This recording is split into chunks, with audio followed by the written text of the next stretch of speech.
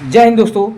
ये जो है आज हम आपको पढ़ाने जा रहे हैं कि द्विगुणित बीजाणुता क्या होती है। द्विगुणित बीजाणुता क्या होती है, इसमें एक होता अप, दूसरा पढ़ना है हम लोग को अप बीजाणुता क्या होता है, और एक तीसरा तरह का पढ़ना है जिसको हम बोलते हैं तीसरा जो है हम लोग का बहु बीजाणुता क्या होता है। तो हम लोग को तीन तरह का चीज़ इसमें आज हमको पढ़ना है, डिस्कस करना है। बहु बीजाणुता, और यहाँ पर एक अप बीजाणुता, और एक यहाँ पर है द्विगुणित बीजाणुता। ये तीनों हम लोग को आज समझना है और क्या होते हैं। और ये चैप्टर का लास्ट वीडियो होने वाला है। इसके बाद ये चैप्टर पहला खत्म हो जाएगा। ये चल रहा है क्लास 12th का बायोलॉजी चैप्टर 1, जिसका नाम है पुष्पी पादुकों में लैंगिक जनन, और इसका लास्ट लेक्चर होने वाला है। और इसमें मैं आपको बताऊंगा क्या द्विगुणित बीजाणुता क्या होता है, अपगुणित बीजाणुता क्या होता है, अप बीजाणुता क्या होता है, और बहु बीजाणुता क्या होता है। चलिए देख लेते हैं इसमें क्या होता है, और इसको मैं आपको चित्र के माध्यम से समझाऊंगा। तो देखिए, ये जो है आपको इसका चित्र दिख रहा होगा, ये है बीजाणुता, और बीजाणुता के प्रकार हैं। तो बीजाणुता के प्रकार में तीन प्रकार की बीजाणुता पढ़ना है: द्विगुणित बीजाणुता, अप बीजाणुता, और तीसरा है बहु बीजाणुता। तो पहले देखिए द्विगुणित बीजाणुता, इसी द्विगुणित बीजाणुता को हम सम बीजाणुता भी बोलते हैं,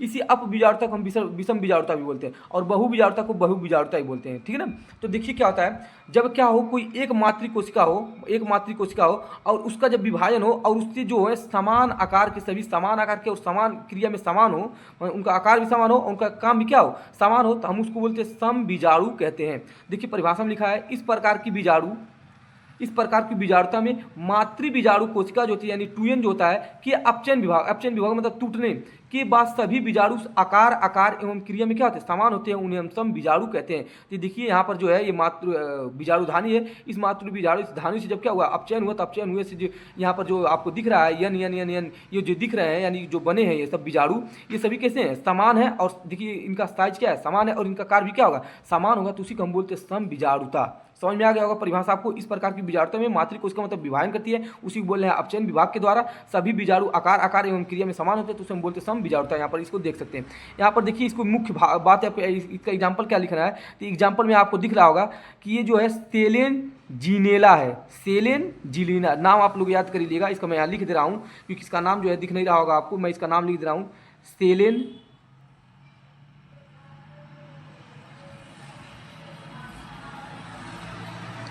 ये सेलेन जिनीला हो गया इसका पहला नाम। और दूसरा एग्जाम्पल यहाँ पर देखिए, इसका फर्न है, दूसरा नाम क्या है, फर्न है, ये फर्न हो गया। और तीसरा लाइकोपाडियम है आदि। ये जो है इसके एग्जाम्पल है। इसके कुछ मुख्य बिंदु है। देखिए क्या है, बीजाणुधानी जो टूयन होता है, ये टूयन जो होता है विभाजित होता है, यानी में बनता है, अपचयन विभाग इसको बोलते हैं।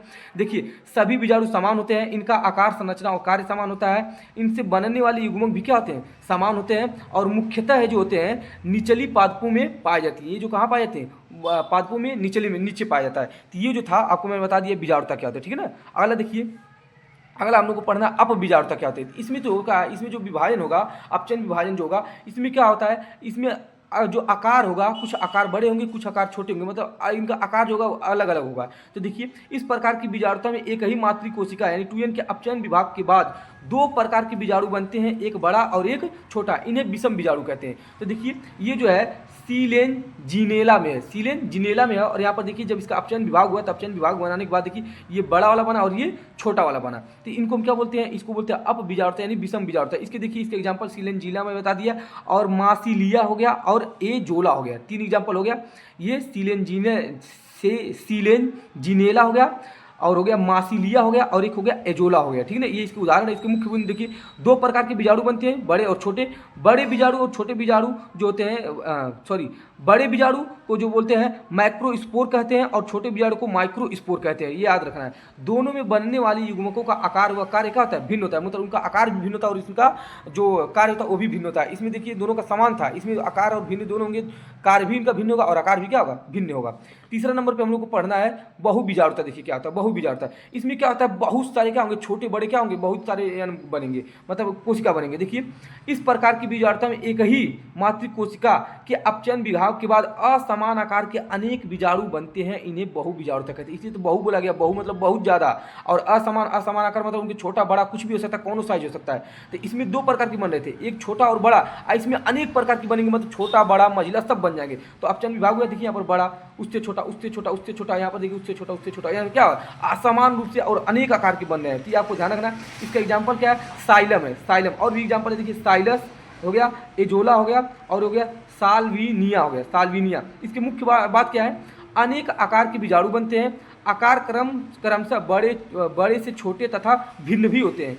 इनसे बनने वाले युग्मकों का आकार व कार्य क्या होता है, भिन्न होता है। मुख्यतः जलीय फर्न में पाई जाती है, ज़्यादातर कहाँ पाई जाती है, जलीय फर्न में पाई जाती है। तो आपको तीनों को मैं एक साथ रिवाइज करा देता है। समान अगर आकार है तो समान कार्य होगा, अगर उनका आकार अलग है मतलब आकार जो है छोटा बड़ा है तो उनका कार्य भी क्या होगा, भिन्न होगा। इसमें जो होता है तीन तरह के, इसमें एक ही प्रकार का सब एक ही तरह के दिखेंगे, इसमें दो तरह के दिखेंगे, इसमें दो तीन से और अधिक दिखेंगे, मतलब आकार में अलग अलग हो, छोटा बड़ा मझला मझला, उसको नाम जैसे बोल सकते हैं 1 2 3 4, मतलब कई आकार के हो सकते हैं, उसको बोलते हैं बहुविजारता। इनमें इसका जब आकार समान नहीं तो इनका कार्य भी समान नहीं होगा। तो ये जो था ये आपको मैंने बताया हूँ कि ये बहुविजारता के प्रकार थे, और बहुविजारता के प्रकार में तीन प्रकार के मैंने बता दिया और तीनों का मतलब भी बता दिया।